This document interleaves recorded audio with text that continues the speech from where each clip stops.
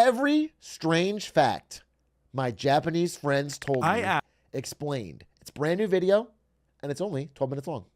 Asked my Japanese friends for interesting lore about their country, and they did not disappoint. So let's get started. Japanese people bow on the phone. Yeah, it's true. It's just so culturally ingrained to bow when you're thanking someone or making a request. They make fun of themselves for it all the time. Near the end of my time in Japan, even I was doing it. What can I say? Bowing is infectious. Japan doesn't have rabies. That's cool. Not the rabies part. That's whack. Rabies is base. Getting rid of it is bad. Bowing more. I think bowing is a nice little, it's friendly. It's a sign of respect. You give a little respect to other people. I don't think there's anything wrong with that. Bowing on the phone is kind of crazy, but the real problem is that they're talking on the phone. Who does that anymore? When my friend sent me this fact, I was immediately skeptical, but a quick Google search informed me that, yeah, Japan. I bow to no man. That is really based of you. That is like, you are kind of like Leonidas in that way. I'm just going to do a quick check of your chat history to see what kind of person you are to be so based and brave. Okay, you're a massive DraftKings gambler. Damn, you actually just have so much gambling stuff. Yeah, you know what? Maybe you are based. No one bows to this man. You might bow to your bookie, dude, when your fucking parlay fails. But outside of that, I'm impressed. Japan is one of a few countries in the world that don't have rabies. They had some really bad outbreaks in the early 1900s, but they've had no cases since 1957. Other large countries without rabies include Australia, New Zealand, and the UK, among a few others. By the way, there's apparently this thing in India where people who get bit by dogs. Is it just all islands? UK, among a few others. It's all islands, bro. It's nothing special. It's not. You're not special if it's an island, bro. Don't. Sweden, the island. Oh, I'm sorry. Notice how all of this is connected and it's all surrounded by water. I'm talking about the continent of Africa, Europe, and Asia. That's one big island, idiot. Okay? Yeah. Oh, caught. Others. By the way, there's apparently this thing in India where people who get bit by dogs think that they have puppies growing inside of them. Okay then. There's a clapping ritual that every Japanese person knows. You know those dumb chants people do at sports games? Well, in a way, that's how Japanese people end their meetings.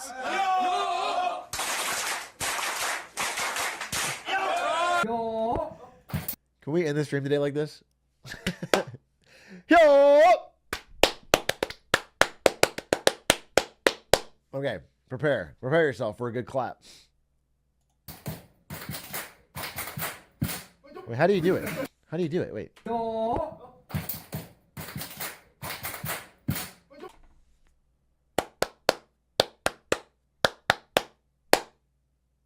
Is that right? 1, 2, 3. 1, 2, 3. 1, 2, 3. 1. That pattern is called.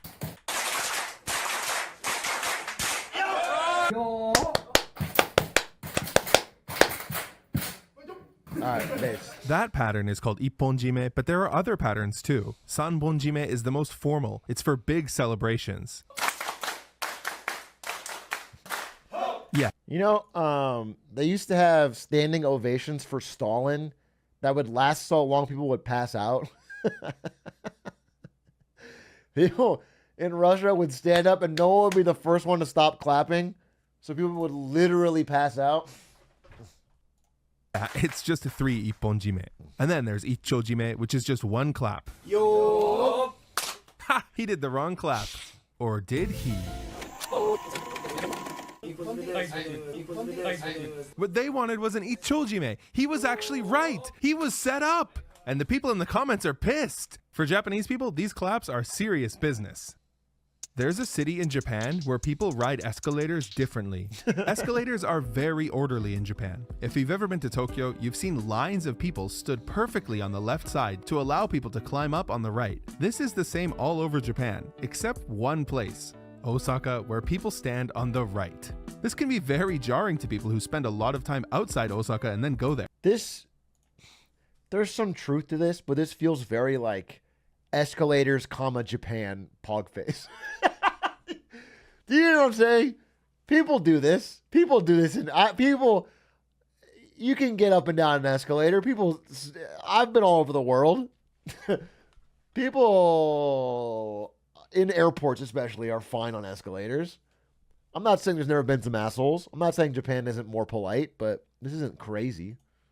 The reason for this is that Osaka was chosen for Expo 1970, and the government thought it might be easier for foreigners if everyone stood on the right side, which I think is a bit of a misunderstanding of how the rest of the world works, but whatever.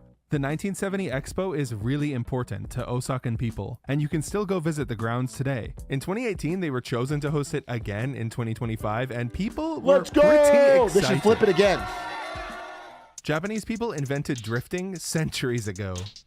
Getting carried around used to be a common form. Tokyo Drift is not that old, bro.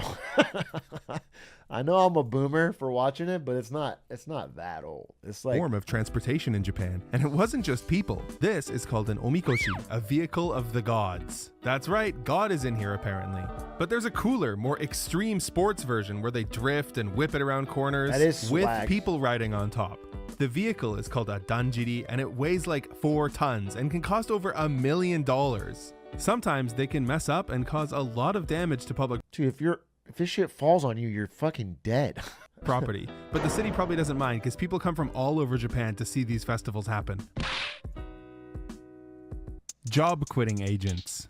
Quitting your job is so difficult in Japan that there are these new services that will do it for you. Japanese companies will shame you, guilt trip you, and call you a traitor just to get you to stay. Sometimes they'll even threaten to withhold your remaining pay. That's 給料 fucked. の方がまだ振り込まれていない。いつ振り込まれますか？込まれることは一生ないです。 When my friend mentioned these, I thought it was like one obscure company doing it, but it's actually a massive social phenomenon that's actively changing Japan's awful work culture. One of the main reasons people quit is that companies lie in the hiring process. Get this, in Japan, a 5-day work week is considered a perk. So they'll write this on the job posting: 2 days of weekly holidays. Or at least that's what you'd think if you read that. But what this actually means is that 1 time per month you get 2 days off. A lot of people get tricked by stuff like this, which explains why thousands of people are using these job quitting agents now. And the boomers, It is so funny to think that, you know, in your first month, you've realized they lied to you, and you think you're so ashamed of having to quit that you need a job quitting agent. That's really not. People in America would just ghost. They would ghost the very first day they found out that it's not a normal weekend. It would be an immediate ghost. That's so different.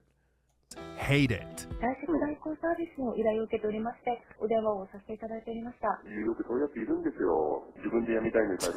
He's pissed. He's pissed. そういう仕事してて恥ずかしいと思わないのかね。 Japan has tons of these weird hireable services. You guys have probably heard about the rental girlfriend service where you can pay to have a woman come and accompany you to a wedding or family event. But have you heard of the middle-aged man rental where you just hire a guy to go for a drive or give you advice? What about morningcall.com where you can pay to have someone wake you up every Well, that guy we watched should do that. That 50-year-old guy. The guy we watched the other day who's 50 years old, doesn't know what to do with his life in Japan.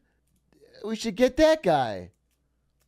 He could make some real fucking cash. day. God, imagine your friend tells you he's running out of money, having trouble budgeting, and you check his finances and he's spending $50 a month on morning calls. Then they got this Wait, what was morning gravestone call? I visitor missed it. What was morning call? I was too busy. Hey, God, imagine your friend tells you he's running out of money, having trouble budgeting, and you Wait, it's like a hotel morning call? That's so stupid. We have cell phones.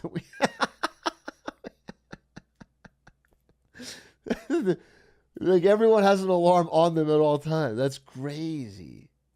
check his finances and he's spending $50 a month on morning calls. Then they got this gravestone visitor service. Normally, especially in Japan, you visit your relatives' gravestones, clean them off, and leave like flowers, alcohol, or food as gifts for them in the afterlife, right? But yeah, in Japan, you can pay someone to do that, so you have more time to game. Based. Japan has baby sumo wrestling. Kind of.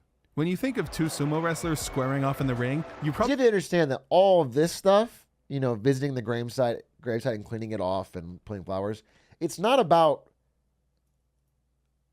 the memory of the dead person. It's just about the action.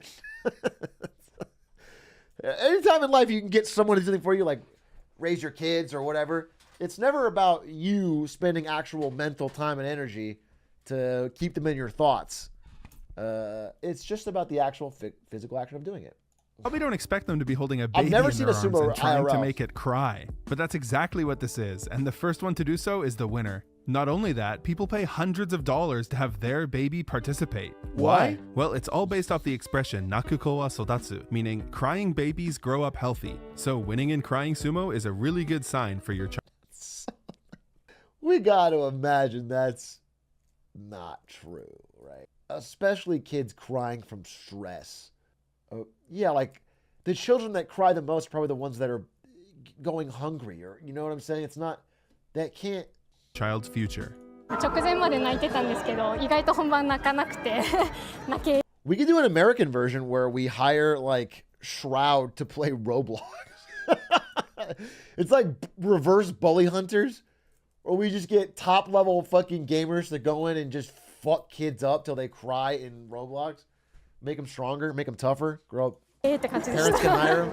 Japan was mapped by a single person on foot. You guys ever play the game Civilization? In this game, sometimes your country can randomly spawn a super genius guy, and this guy was basically one of those. His name is Ino Tadataka, and he's legendary. Back in the 1700s, he begged the government. That's such a funny way of saying he was smart. You guys know the game Civilization? Well, sometimes in there they can have a super genius, which is basically this guy. I know what a super genius is. Why was Civ involved? Government to fund an expedition to map the country, but they refused, so he set off on foot. For 17 years, he walked around the entire country That's and crazy. created very detailed maps. As he got closer to finishing, the government finally realized how good he was and fully funded his expedition, That's including sick. hiring a full squad of assistants for him. That's super Eventually, sick. he produced the most accurate map of Japan ever at that point. It was so accurate that countries would later use copies of it when they were attacking Japan. This one's a bit complicated. He fucked him. He fucked him over. What an all-time backfire. So I'll just explain it.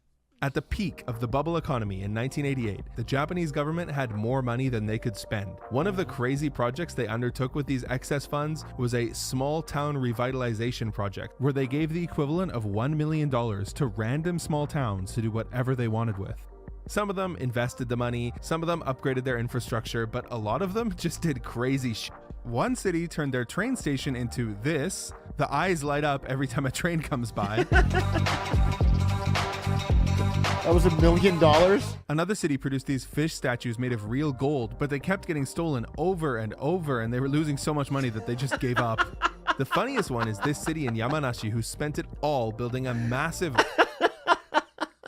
So stupid. I can't think of a worse use of government funds. We're going to build a giant solid gold fish statue with no security. Is this a slide? This is hype. This is a tourist attraction. roller slide designed to be the longest in Japan at 247 meters long. But then, 3 days after it opened, a longer one opened up in the prefecture next door. Japan has a That's second set of days of flex. the week. Okay, to get it out of the way, Japan normally uses the same 7 days as us. But did you know that they also have a second set of days of the week? The They secret imported set. it from China hundreds of years ago, and it repeats 6 days that all have to do with your luck, which people care a lot about. So calendars used to look like this with the 6-day week in the top right corner, and they still sell these. But nowadays, people only care about these 3 days. Tomobiki, which implies bringing friends with you, is avoided when people are scheduling funerals for obvious reasons. Butsumetsu, which is named after Buddha's death, is super unlucky, so a lot of Japanese people will not move houses or get married on this day. Wedding companies will discount this day for foreigners who don't know or care and just want to get married in Japan. Taian is the super lucky day. People love to go to the horse races or buy lottery tickets on this day, so the gambling companies love to remind you when it's coming. Pachinko parlors too. It's not just gambling though. The belief that Taian is a lucky day is so pervasive that Sony has released all of their consoles on this day, except the PS Vita. And what happened? Checkmate, liberals, the 6-day week is real. Checkmate! In the 1600s, Japan banned meat, and it still affects society today. Meat was banned by Tokugawa Tsunayoshi, also Damn, known really? as the That shogun early? who loved dogs. And he didn't just ban eating meat, he banned killing animals under any circumstances. But not everyone obeyed this. Restaurants disguised themselves as pharmacies and sold meat as a health supplement. These pharmacies came up with code names for the meat too. Like horse meat was called sakura because its raw form looks like cherry blossoms. Boar meat was called But who are they botan 'cause fooling? it looks like this flower. And chicken meat, kashiwa. The most interesting part is that these words that used to be code names are commonly used in Japanese today for their specific meats.